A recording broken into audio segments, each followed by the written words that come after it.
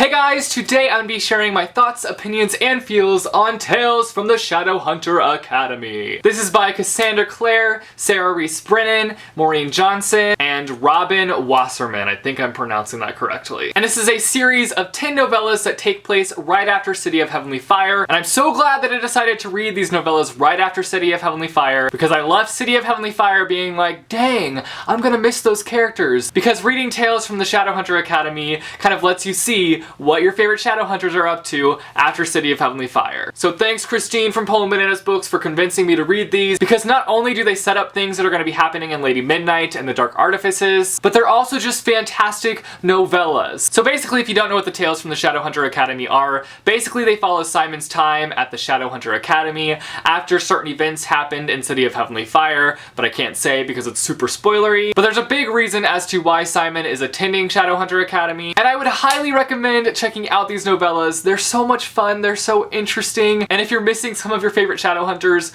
all you gotta do is read these novellas and you won't miss them no more because they'll make an appearance. That's all I can say without spoiling you guys. So if you have not read Tales from the Shadowhunter Academy, go read them and then come back and watch this video. If you have read them, then let's discuss. Welcome to Shadowhunter Academy.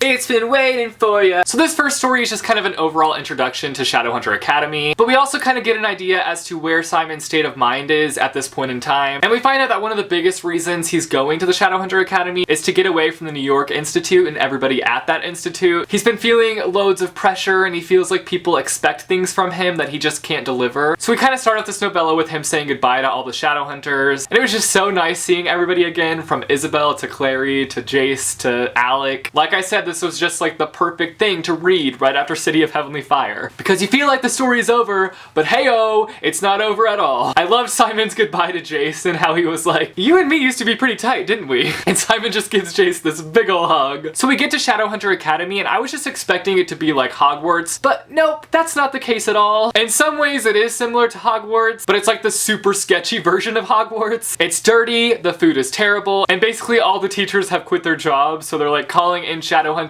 to be guest speakers. I really liked Simon's roommate George. He was so great. And when we learned that George is a distant relative of Jessamine, I just lost it. Mind freaking blown. I was dying at the scene of them having a possum in their closet. We've got these kids who are in training to be demon fighters, and they're scared of a freaking possum. Simon takes care of the possum, and George is like, what a shame our teachers didn't see that performance. We are going to slay. Okay, George. Okay. So Simon's in the elite stream at the school, meaning he's with like the Shadowhunter kids, or kids who just have a lot of experience, because obviously Simon is pretty experienced, except for the fact that he doesn't remember everything that he's been through. I love seeing all the Jace HERONDALE fangirls. They ask about Jace's vamp scar, and Simon's just like, I was the one to give him that scar. And the girls were just like, oh my gosh, was he delicious? He looks like he'd be so delicious. And Simon's just like, he's not a juice box. We have this moment in this novella where Simon is hit with the memory of Jordan, and he kind of breaks down and really starts to feel for Jordan and kind of like process Jordan's death. And he's finally able to mourn Jordan's death because he didn't really get the chance to do that in City of Heavenly Fire, for obvious reasons. It was just a really nice moment to see, seeing how Simon got such a strong memory back and how it affected him. So Simon decides that he wants to do the mundane stream because he's not really enjoying being a part of the elite stream, which I don't blame him. They were all so cocky and they were just like wearing their privilege on their sleeves. It was nice kind of seeing how Katarina didn't really care for him at the beginning, but him making that decision to go on the mundane track kind of like changed her opinion about him. And then we've got a Shadowhunter guest, and it's Isabel Lightwood. I was like, okay, what's she gonna have to say to them? What's she gonna instruct them to do? And then she's like, I'm not actually here to instruct you idiots. If you want to use a whip, train with one. And if you lose an ear, don't be a whiny baby. Dat sass though. She basically just comes to the academy to tell everybody off and to tell them to all stay away from Simon. And then we have this really sad and terrible conversation between Simon and Isabel, and Simon's just like, this isn't gonna work out. I'm not who I used to be, and my sissy heart just shattered. So in this novella, Simon is held back with 19 other of his classmates, and they're told that they're the most promising students in that class. And Simon is kind of taken aback by this because he's having such a hard time keeping up in the class. And they're given this lecture on how betraying another Shadowhunter in battle is like the worst thing you can do. The worst thing a Shadowhunter can be is a coward. And this lecture that we get kind of relates to Tobias Herondale and his story that we learn about within this novella. Tobias was pretty inexperienced and he went on this mission with these other Shadowhunters. And in the course of the battle, Tobias runs away, and because of that he was supposed to be punished, but they could never find him after he ran away. So instead of punishing Tobias, they decide to punish his pregnant wife, which is honestly just so stupid. The freaking Clave, I do not understand their mindset at all. The wife did nothing. Why should she be punished? Makes no sense at all. And we learn that Katarina had taken the baby and had raised it in hiding. They portal to Brooklyn and they have to execute this vampire, and they've got experienced Shadowhunters in hiding, and they're there to step in if the inexperienced Shadowhunter needs any help. And of course no one is helping Simon. They're all like just standing back, letting Simon do all the work as Simon talks to the vampire and kind of tries to figure out her story and why she's being executed. And instead of allowing Simon to take her out, Isabel steps in and does the dirty work, and Simon is livid with Izzy because she didn't really give him a chance to do what he needed to do. The whole ordeal just kind of made me really sad because Isabel was just trying to help Simon. It just feels like she can't do anything right. Clary shows up at the end and tries to talk some sense into Simon. I feel like it's kind of frustrating that none of them are just like trying to understand what Simon is going through. They're all just kind of being super ignorant. The kid lost his freaking memories, for crying out loud. This novella opens up with George and Simon playing I Spy in their room, because what else is there to do at Shadowhunter Academy? This ain't no Hogwarts. And George tells Simon that he's been saying Isabel in his sleep. Well, I think it's Isabel. It's either Isabel or Fishy Smell. Jace hits up the school to assist the Shadowhunters in climbing up a tree and jumping off the tree. Learning some real earth-shattering stuff here at Shadowhunter Academy. And Jace gives some great advice, you guys. The trick to falling is not to fall. Solid advice, Jace. Slow clap. I love this line that we get from Simon. This is not Fun Academy. Trust me, I know. I used to be in a band called Fun Academy. I couldn't help but have the thought while reading this novella how bad I felt for Simon because he came to the academy to escape everybody, but everybody just keeps coming to the academy to help assist, and I'm just like, his plan to get away from all his friends just didn't work out. The guest speaker in this one is none other than Bae, Tessa Gray, and we go back in time to 1888, and we get little baby James, and I just can't. Little James Herondale, age 2, was in fact holding a dagger quite well. He stabbed it into a sofa cushion, sending out a burst of feathers. Ducks, he said, pointing at the feathers. So good. So we get this really intense story about this time when Tessa and Will go up against Jack the Ripper, who in this story is a demon. He gets into the institute and he hides all the children. We get to see Jem, Cecily, Gabriel, and Jessamine. And Jim, Uncle Jim. The fact that they call him Uncle Jim just filled my heart with so much happiness. I can't. So they slay Jack the Ripper, they get the kids back, and then we go back to Simon. And Simon convinces Jace to go and talk to Tessa, and they talk, and they kind of plan for Jace to go out and visit the house, and I can't. Simon writes this letter to Izzy, and it's just so ridiculous, but just so great at the same time. Isabel, I fell out of a tree today. I am thinking of you as I am in my moldy bed. How romantic, Simon. I'm pretty sure that this novella was my favorite because James freaking Herondale. In this novella, we find out about James and his time at the academy, and I just really enjoyed learning about James and how different he was from Will. He's not as charismatic as Will, he's more reserved and quiet and kind of more observant, and he's just kind of more introverted. I just really grew to love his character in this novella, and I can't wait to have a series about him and follow his story. And we get to see Uncle Jim in this novella, which again made me super happy, and he's just super encouraging of Jim and just kind of like pushes him and gives him kind of a boost of confidence. So there's this guy, Matthew Fairchild, who is Charlotte and Henry's son, and everybody seems to love him, but James just straight up despises him. He doesn't buy into this popular guy, and then they end up being roommates, and James is just like completely mortified. And we see James just kind of question why Matthew is so popular and why everybody loves him. And we question that alongside him because we see Matthew, who is terrible in class, he's disobedient, and he just never wants to participate in class. But then we find out exactly why he's acting the way he is, because he kind of has a little bit of a tragic backstory. Not really a tragic backstory,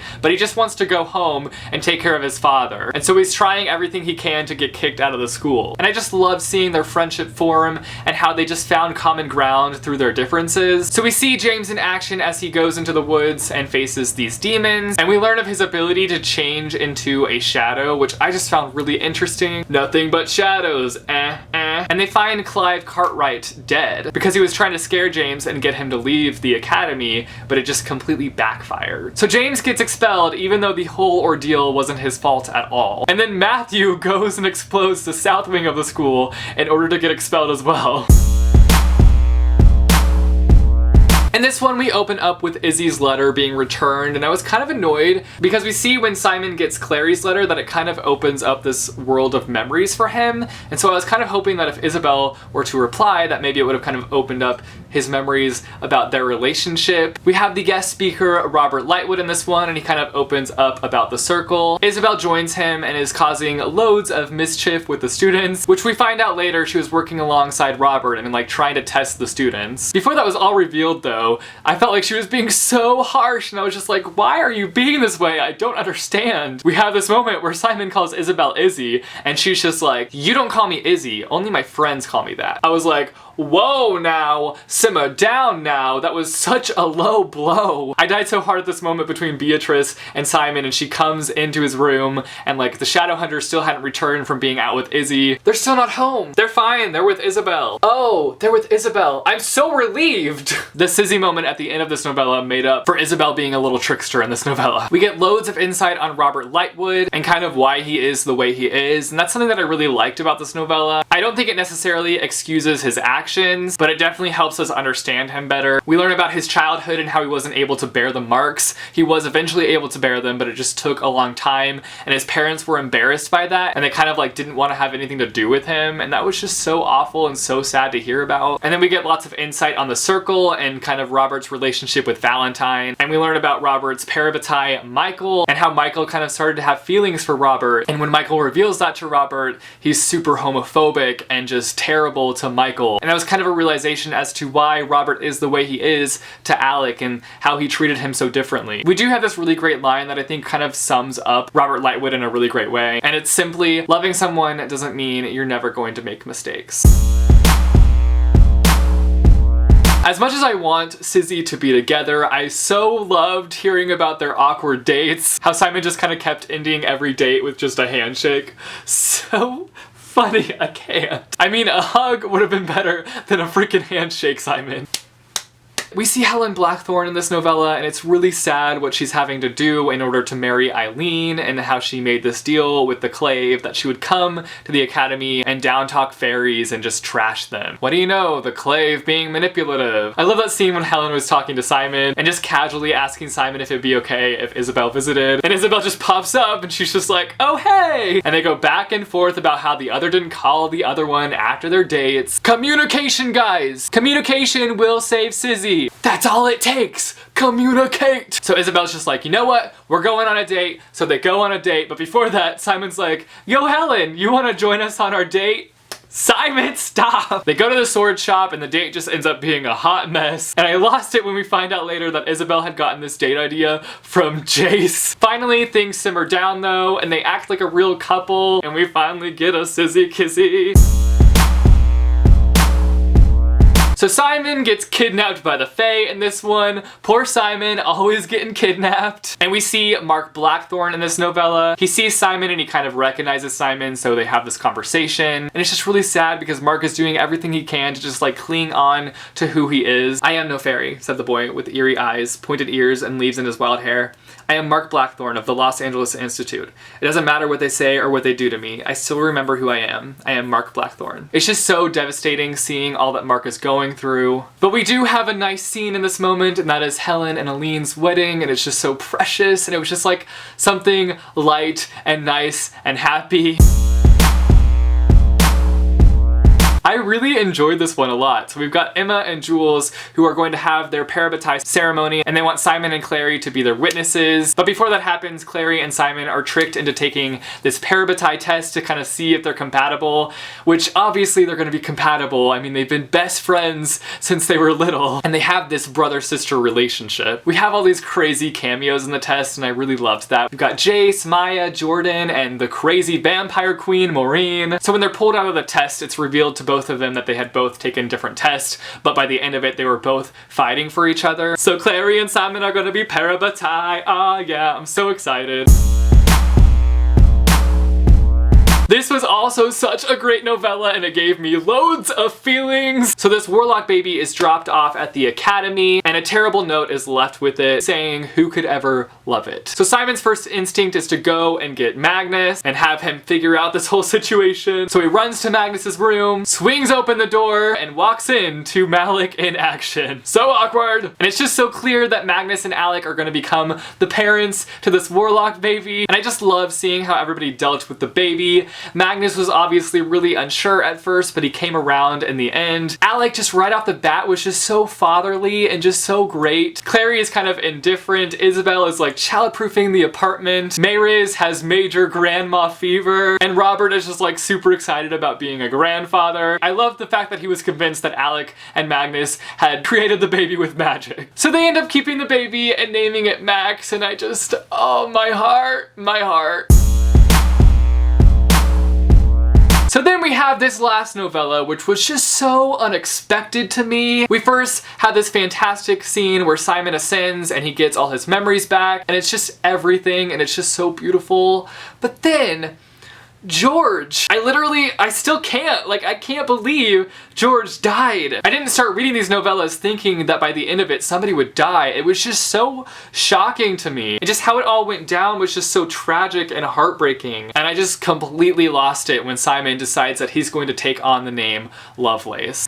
Just so freaking beautiful. So those are all my thoughts, opinions, and feels on Tales from the Shadowhunter Academy. You guys should let me know down below what your favorite novella was, or what one of your favorite moments was. There were so many great moments. I can't decide which one was my favorite. I think I just loved learning more about James, but I also love the novella when Magnus and Alec become parents. There's just so many great moments that happen throughout these novellas, and I'm so happy that I read them. Also, if you like this video, be sure to give it a big thumbs up. I post videos every Monday, Wednesday, and Friday, so click subscribe if you want to be notified for when I post new videos.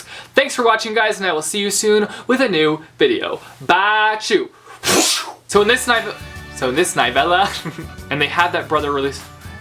Say something, I'm giving up on you.